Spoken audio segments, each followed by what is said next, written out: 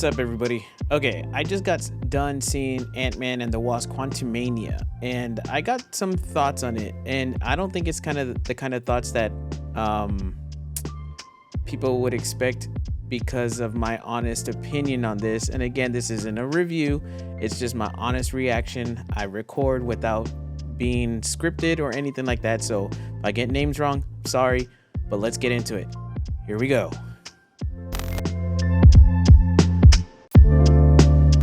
All right, Ant-Man and the Wasp Quantumania. First and foremost, I want to say this movie is pretty good. It's good. And my earlier statements about my opinion about not being, whatever, the reason why is because I've seen lately a lot of people talk about this movie in a negative light. And this is what I mean by leave your expectations at the door. When you're going to go see a movie, you don't get disappointed. And I'm not saying have expectations in terms of like seeing a great movie. What I mean is going through TikTok or going through YouTube Shorts or wherever you find your movie review digests and seriously investing in those words. You gotta leave that stuff at the door. I've noticed that like on TikTok, people post up the Rotten Tomato scores versus the viewer scores, and obviously the viewer scores are a lot higher than the Rotten Tomatoes, and that's because they're critics, right? That's what they do. I'm not a critic, and I don't claim to be, and I don't want to be a critic. I'm just giving my honest reaction. Now, whether you guys go see it, I implore you to go see it. I implore everybody to go see movies and kind of develop an opinion of yourself, and it's okay to disagree. But when you kind of latch on to those kind of comments and theories and stuff like that, you get disappointed because what you're expecting in the movie is based off of what people theorize before the movie even comes out. So that's what I mean by leave your expectations at the door.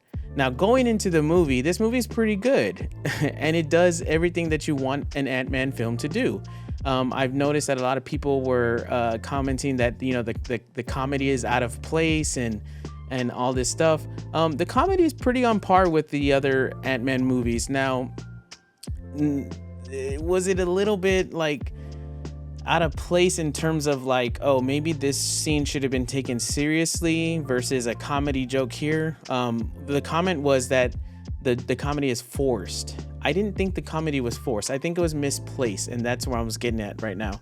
Is like there's a couple of scenes where Ant-Man and in the movie The Ant-Man and the Wasp Quantumania where it should have been taken a little bit more serious, but then they throw a joke in there. Now that's what I mean by misplaced. I don't think it's forced because the joke was funny. There's a big difference here, and I hope people can kind of see the difference. But yeah, I overall the movie was great. I thought it was good. I think this is the first movie in Phase 5, if I'm not mistaken. I don't know. I'm not a Marvel guy. I don't read Marvel. I don't, so my honest reaction is based on what I see on screen. I don't know Marvel as much as I know DC. I know DC. I have this on my desk, if you can see that. It's a Batman. I am a huge Batman fan, so to say that I'm a Marvel fan would be far-fetched. But anyways, what I expected from this movie was, just another Ant-Man movie, and it does that. It's very lighthearted. It's got a lot of family moments in there. Comedy was funny. The only thing that I would say that I kind of missed, but it's okay because I understand that like things evolve, in terms of like where the first Ant-Man movie was at versus to where they're at right now. Michael Pena's like, storytelling.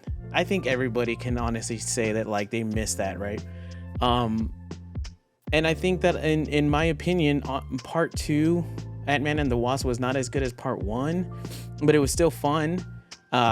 This kind of felt like it was going back to those roots in terms of like the tonality and the comedy. And I think that like it really hit it out of the park. The visuals were great. There were a couple of things, and if I was getting really nitpicky, there were a couple of things that were just kind of like me, but for the most part, it was well done. Marvel has been releasing films lately that are just not complete in terms of graphics. I was pretty pleased with this one.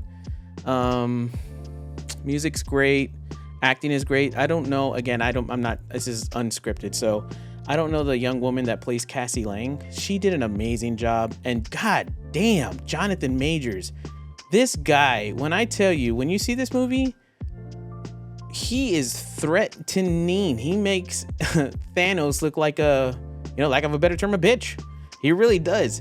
And I mean, I don't want to give too much away, and I'm trying to make this as spoiler free as possible.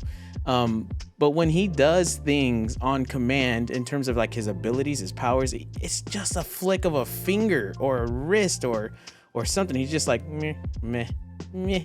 That was amazing. And when this guy walks, oh my God, he walks with like I don't know how to say, like this guy's the boss, man. Yeah, I mean, overall, like I said, it was a great film. I don't think if you go into this movie expecting like, I'm just going to go ahead and debunk it, because I don't want people expecting things based on theories and all that stuff that people tend to put out, like, oh, I think it's going to do this. It has nothing to do with Shang-Chi. Okay, let's get it out of the park. Spoiler. Oh, I guess I should have said that before, but whatever. Spoiler. It has nothing to do with Shang-Chi yet that we know. There's no cameos. Maybe just verbal cameos, but there's nothing that you're gonna get here besides an Ant-Man movie. And if you're going to the theaters expecting like Shang-Chi to pop out or Thor to pop out or whatever, you're not gonna get that. And if that's what you're going to these movies looking for, then don't invest in other people's thoughts. Kind of make your own thoughts. I don't know. But again, it is a good movie, and I do implore everybody to go watch it. Now, I don't want to get it twisted. I'm not saying don't have an opinion on whether or not you like the movie or don't review the movie. I'm not saying that at all. All I'm saying is, like, sometimes people nowadays, because they have a microphone and a camera, they kind of dive way into the deep end in terms of like what to expect from a movie before it comes out, and in a lot of times it ends up spoiling it for people. And again, is specifically because they go in expecting or thinking what that person theorized, but then also, like, you're putting something on a pedestal, and if it doesn't deliver according to what you thought it was gonna be, then you're disappointed, rather than just going to the movies and enjoying it. And that's what I really stress on my channel, is just like, leave the expectations at the door, watch the movie for what it is, and enjoy it. I mean, I mean, all that. You might see my dog like over there squirreling around, but anyways, yeah, I mean, I can't stress that enough, guys, or everybody. It just really, you would do yourself, a disservice by going into theaters, latching on to someone's theory or whatever. But I mean, this was very much a criticism of the outside world versus the Ant-Man and the Wasp Quantumania movie. But it's needed to be said, especially with this movie, because I saw a lot of like bad criticism. And in my honest opinion, again, like I said, I'm not a Marvel fan. Like I go to these movies just kind of like liking them and like, oh, that's cool, right? And I'm not like really heavily invested, so don't ridicule me on that. But at the same time, I do expect a good movie, especially when I'm paying like $20 for an IMAX, and that's what I got.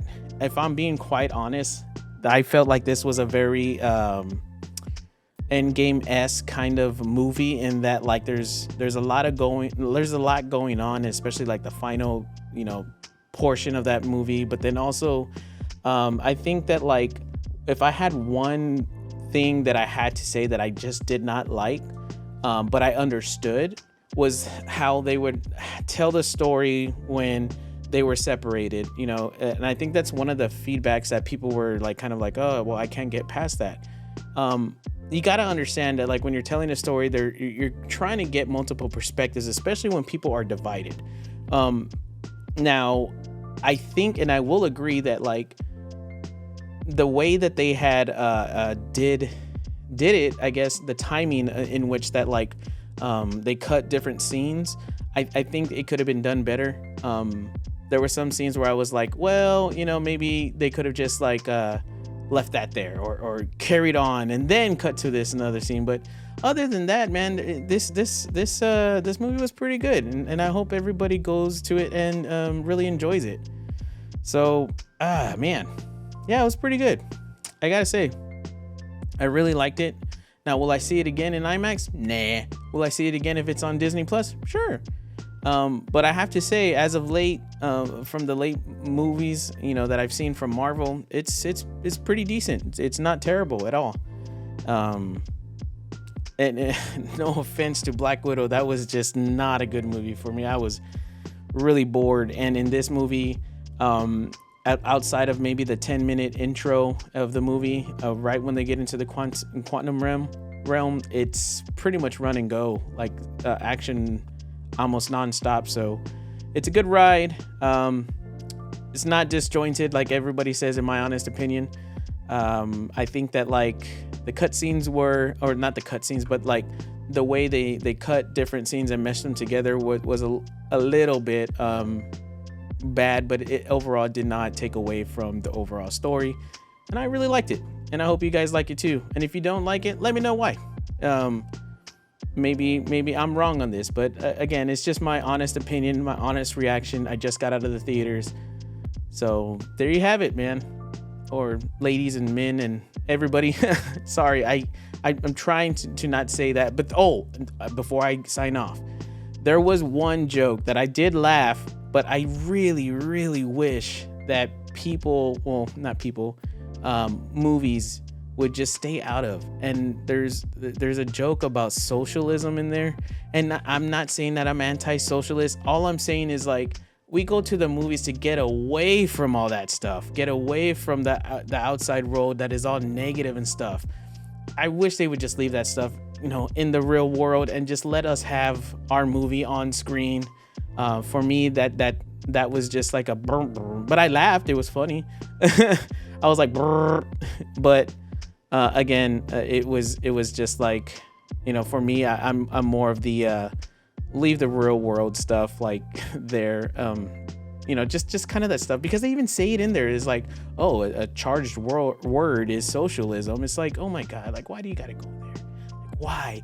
Just let us have Ant-Man and the Wasp and Kang and the awesomeness. So yeah, Paul Rudd, Evangeline, Lilly, or I'm sorry, Evangeline, I think that's her name, the way you pronounce it, Michelle Pfeiffer, Michael Douglas. I really apologize. The young woman that plays Cassie Lang, all the side characters did amazing. And Johnathan Majors, damn, he's commanding. 2 end credits, stay for them. One shortly after the ending, one at the end of the credits. So stay for those. I think you'll like them. And that's pretty much it. Guys, hope you like this video. Again, if you like videos like this, go ahead and shoot me a subscribe and a like. I think that's how this goes. I don't know. I don't like promoting myself. And I'll begin streaming again. It's just things have been really crazy. But anyways, spread that love. Go see some movies. And let me know what you thought. Did you like it? Do you agree with me? Not? Hit me up in the comments. And we'll do it again next weekend. Have a good week. And yeah, see you later. Bye, guys.